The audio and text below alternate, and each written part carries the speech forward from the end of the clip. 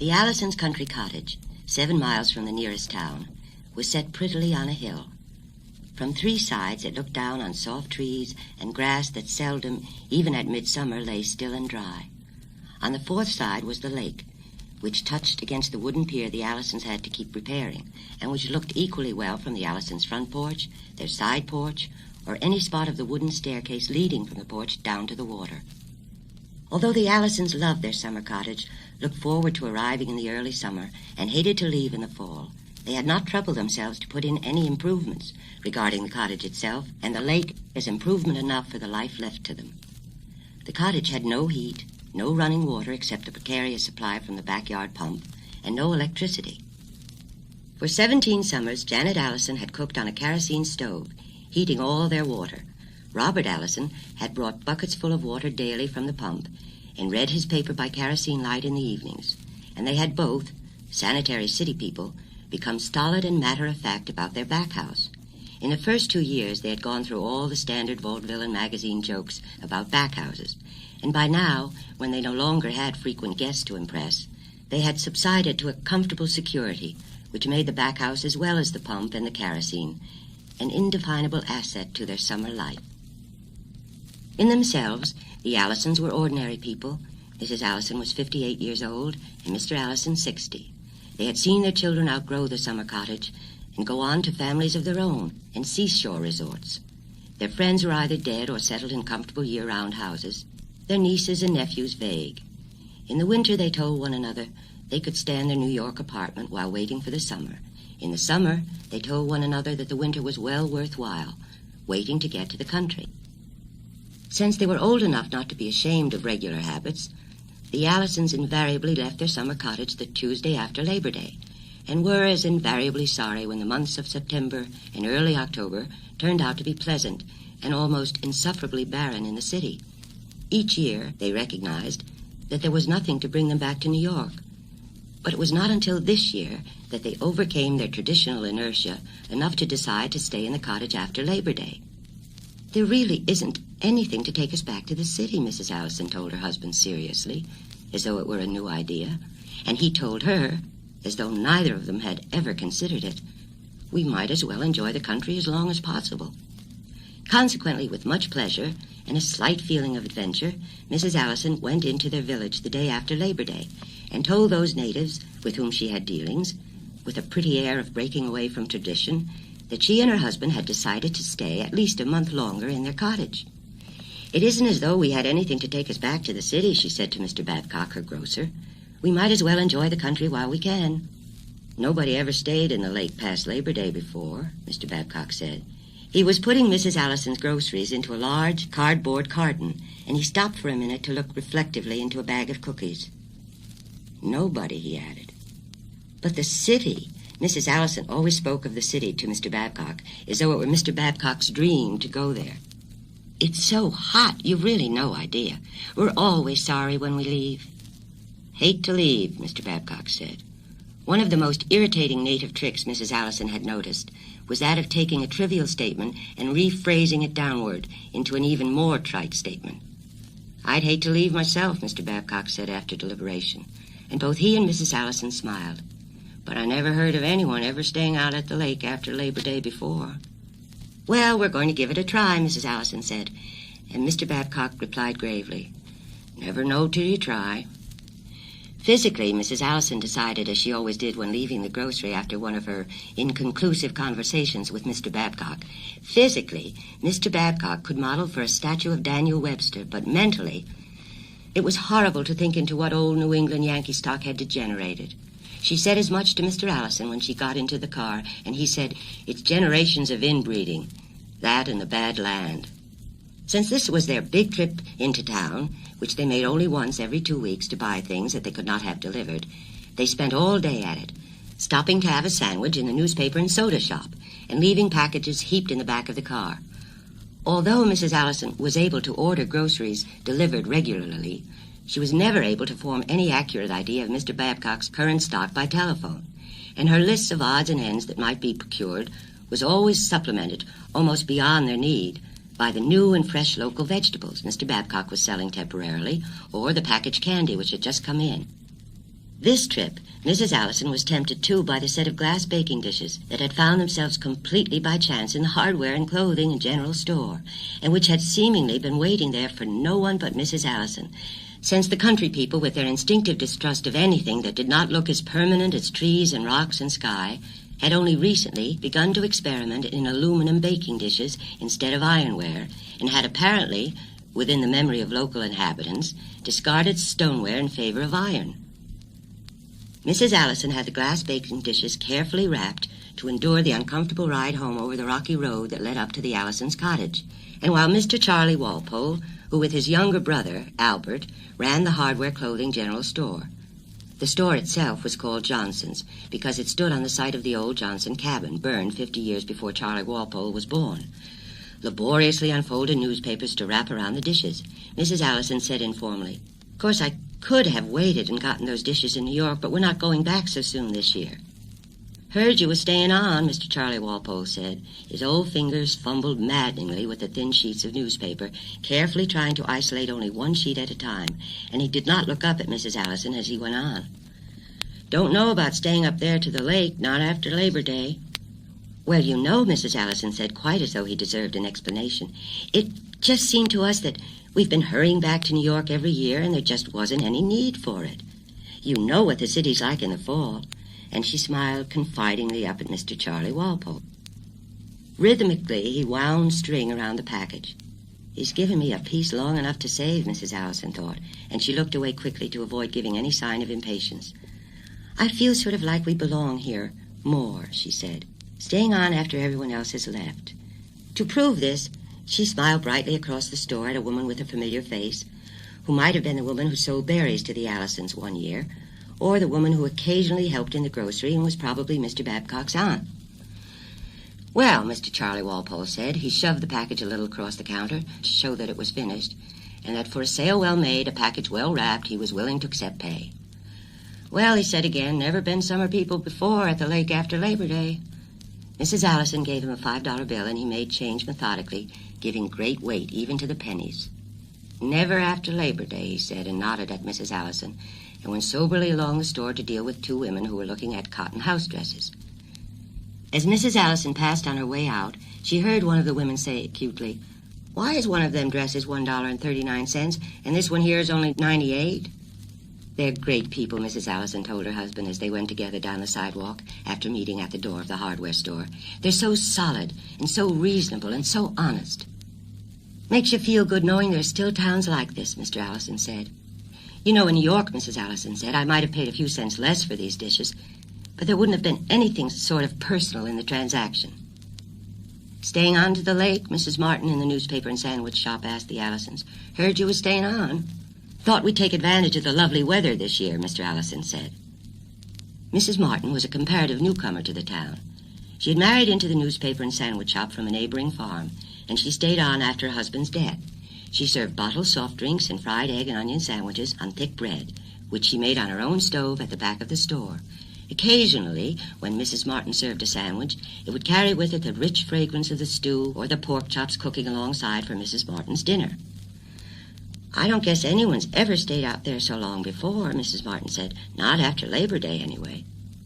"I guess Labor Day is when they usually leave," Mr. Hall, the Allisons' nearest neighbor, told them later, in front of Mr. Babcock's store, where the Allisons were getting into the car to go home. "Surprised you're staying on." "It seemed a shame to go so soon," Mrs. Allison said. Mr. Hall lived 3 miles away. He supplied the Allisons with butter and eggs, and occasionally, from the top of their hill, the Allisons could see the lights in his house in the early evening before the Halls went to bed. "They usually leave Labor Day," Mr. Hall said. The ride home was long and rough. It was beginning to get dark, and Mr. Allison had to drive very carefully over the dirt road by the lake. Mrs. Allison lay back against the seat, pleasantly relaxed after a day of what seemed whirlwind shopping compared with her day-to-day existence.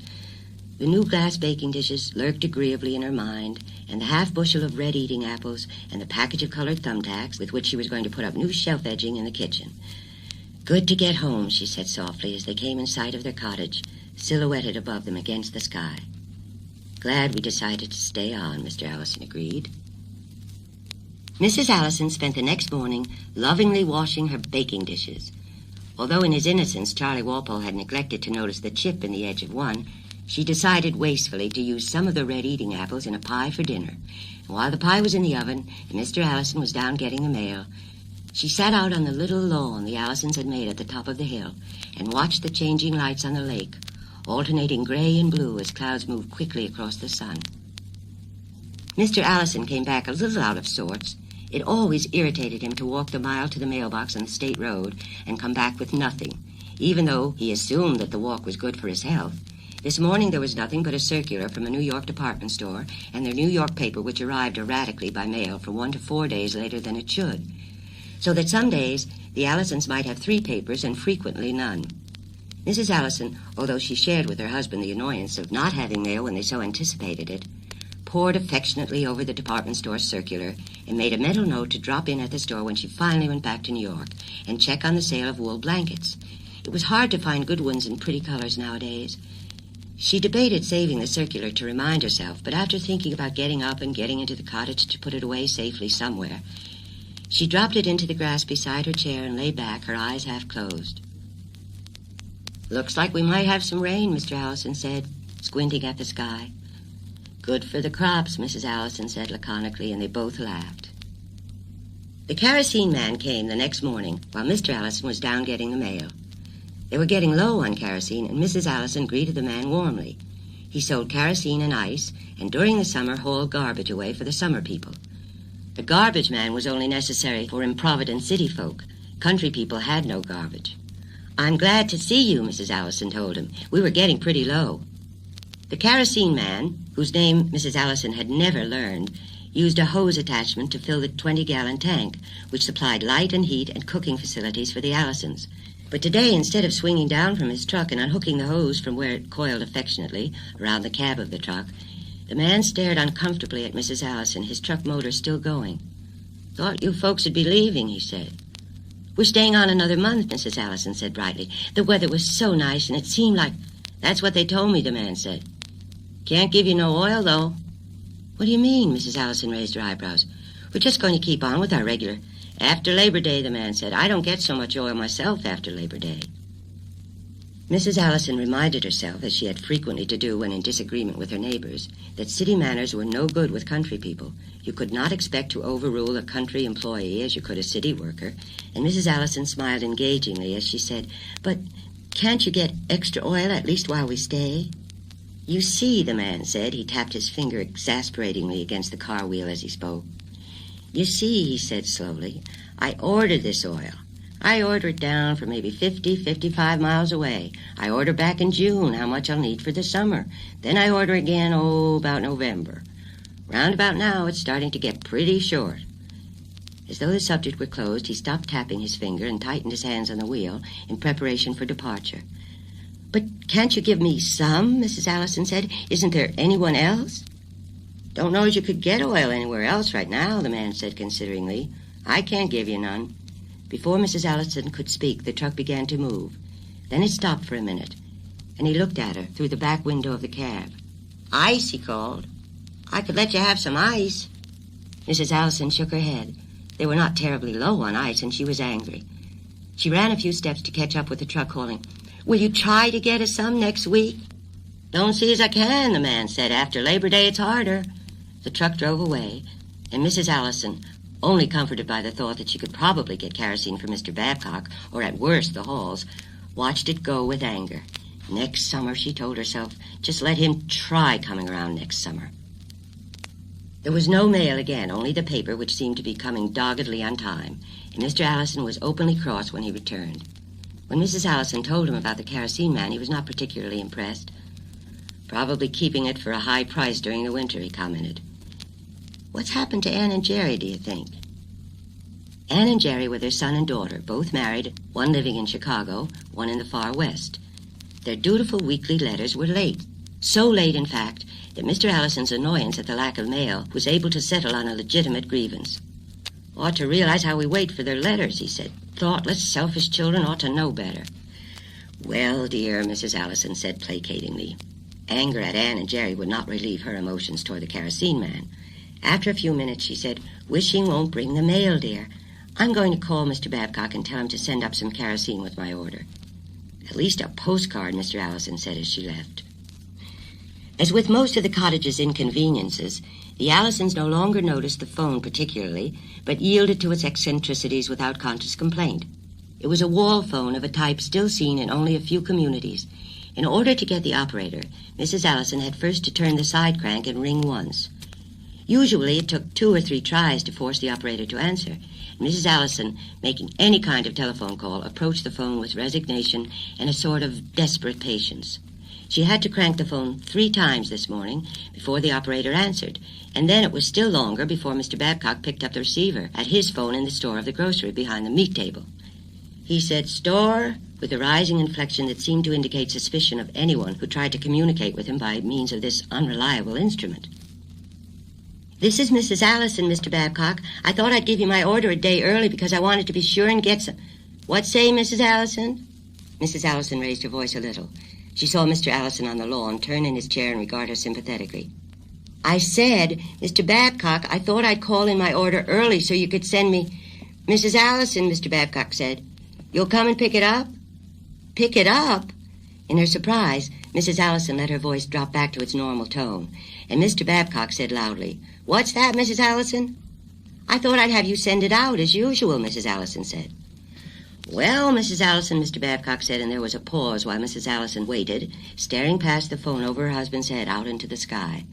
"Mrs. Allison," Mr. Babcock went on finally, "I'll tell you, my boy's been working for me, went back to school yesterday. Now I got no one to deliver. I only got a boy delivering summers, you see." "I thought you always delivered," Mrs. Allison said. "Not after Labor Day, Mrs. Allison," Mr. Babcock said firmly. "You never been here after Labor Day before, so you wouldn't know, of course." "Well," Mrs. Allison said helplessly. Far inside her mind she was saying over and over, "Can't use city manners on country folk. No use getting mad." "Are you sure?" she asked finally. "Couldn't you just send out an order today, Mr. Babcock?" "Matter of fact," Mr. Babcock said, "I guess I couldn't, Mrs. Allison. It wouldn't hardly pay, delivering with no one else out at the lake." "What about Mr. Hall?" Mrs. Allison asked suddenly. "The people live about 3 miles away from us out here. Mr. Hall could bring it out when he comes." "Hall," Mr. Babcock said. "John Hall? They've gone to visit her folks upstate, Mrs. Allison." "But they bring all our butter and eggs," Mrs. Allison said, appalled. "Left yesterday," Mr. Babcock said. "Probably didn't think you folks would stay on up there." "But I told Mr. Hall," Mrs. Allison started to say, and then stopped. "I'll send Mr. Allison in after some groceries tomorrow," she said. "You got all you need till then," Mr. Babcock said, satisfied. It was not a question, but a confirmation. After she hung up, Mrs. Allison went slowly out to sit again in her chair next to her husband. "He won't deliver," she said. "You'll have to go in tomorrow. We've got just enough kerosene to last till you get back." "He should have told us sooner," Mr. Allison said. It was not possible to remain troubled long in the face of the day. The country had never seemed more inviting, and the lake moved quietly below them among the trees with the almost incredible softness of a summer picture. Mrs. Allison sighed deeply in the pleasure of possessing for themselves that sight of the lake, with the distant green hills beyond, the gentleness of the small wind through the trees. The weather continued fair. The next morning, Mr. Allison, duly armed with a list of groceries with kerosene in large letters at the top, went down the path to the garage, and Mrs. Allison began another pie in her new baking dishes. She had mixed the crust and was starting to pare the apples when Mr. Allison came rapidly up the path and flung open the screen door into the kitchen. "Damn car won't start," he announced, with end-of-the-tether voice of a man who depends on a car as he depends on his right arm. "What's wrong with it?" Mrs. Allison demanded, stopping with the paring knife in one hand and an apple in the other. "It was all right on Tuesday." "Well," Mr. Allison said between his teeth, "it's not all right on Friday."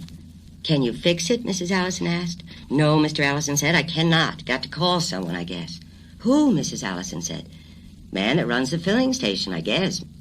Mr. Allison moved purposely toward the phone. "He fixed it last summer one time." A little apprehensive, Mrs. Allison went on paring apples absent-mindedly while she listened to Mr. Allison with the phone ringing, waiting, finally giving the number to the operator, then waiting again, and giving the number again, giving the number a third time, and then slamming down the receiver. "No one there," he announced as he came into the kitchen. "He's probably gone out for a minute," Mrs. Allison said nervously. She was not quite sure what made her so nervous, unless it was the probability of her husband's losing his temper completely. He's there alone, I imagine, so if he goes out, there's no one to answer the phone. That must be it, Mr. Allison said with heavy irony. He slumped into one of the kitchen chairs and watched Mrs. Allison paring apples. After a minute, Mrs. Allison said soothingly, "Why don't you go down and get the mail and then call him again?" Mr. Allison debated and then said, "Guess I might as well." He rose heavily, and when he got to the kitchen door, he turned and said, "But if there's no mail," and leaving an awful silence behind him, he went off down the path. Mrs. Allison hurried with her pie. Twice she went to the window to glance at the sky, to see if there were clouds coming up. The room seemed unexpectedly dark, and she herself felt in the state of tension that preceded a thunderstorm. But both times, when she looked, the sky was clear and serene, smiling indifferently down on the Allison summer cottage as well as on the rest of the world. When Mrs. Allison, her pie ready for the oven, went a third time to look outside, she saw her husband coming up the path. He seemed more cheerful, and when he saw her, he waved eagerly and held a letter in the air. "From Jerry," he called as soon as he was close enough for her to hear him. "At last, a letter." Mrs. Allison noticed with concern that he was no longer able to get up the gentle slope of the path without breathing heavily. But then he was in the doorway holding out the letter. "I saved it till I got here," he said. Mrs. Allison looked with an eagerness that surprised her on the familiar handwriting of her son. She could not imagine why the letter excited her so, except that it was the first they had received in so long. It would be a pleasant, dutiful letter, full of the doings of Alice and the children, reporting progress on his job, commenting on the recent weather in Chicago, closing with love from all. Both Mr. and Mrs. Allison could, if they wished, recite a pattern letter from either of their children. Mr. Allison slit the letter open with great deliberation, and then he spread it out on the kitchen table, and they leaned down and read it together. "Dear Mother and Dad," it began in Jerry's familiar, rather childish handwriting. "I'm glad this goes to the lake as usual. We always thought you came back too soon and ought to stay up there as long as you could.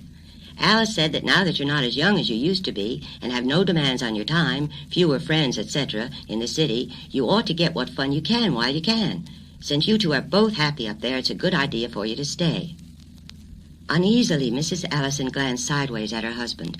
He was reading intently, and she reached out and picked up this empty envelope, not knowing exactly what she wanted from it.